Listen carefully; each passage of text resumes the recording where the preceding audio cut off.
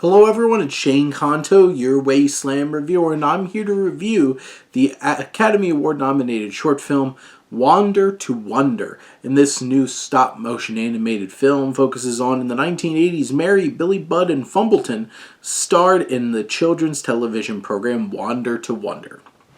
They are left alone in the studio after the show's originator passes away. And this is such an interesting little film from director Nina Gantz, starring Toby Jones and Neil Savage, Amanda Lawrence. And here you have this story. And I'll admit, the narrative's a little messy, it's a little unclear.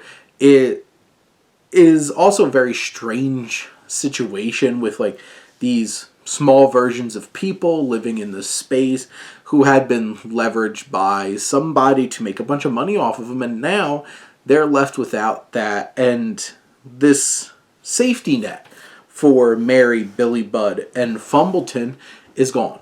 And how do they deal with it? And this film has some really great character designs. It has some really good camera work. I think story-wise, probably could have had more to flesh out, but I think it gets across this idea of, you have these situations, you have this whole entire reality, and then the rug could be ripped out from under you, and what are you going to do about it? How are you going to grieve with it? How are you going to process it? And this film sees some dark turns, some interesting camera work, and how they capture stuff going on, and it's quite fascinating how this little film is able to look so very unique in its way, but also being very, grotesquely, off-putting in terms of how some of these characters act around women and what they're accused of. And this little film winds up leading up to a very powerful climactic element to it. But this film has a lot of personality. It's just messy. I don't know, is it really cohesive in terms of what it's trying to do, or more it's a strange experiment into what you can do with stop motion.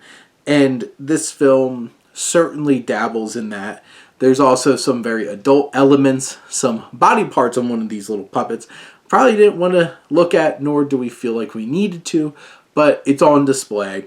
And this film has wild feel and energy, but it's still something that's a little bit messy, but does sell on its production design and all those elements that bring some authenticity to it and hopefully some respect for what happens.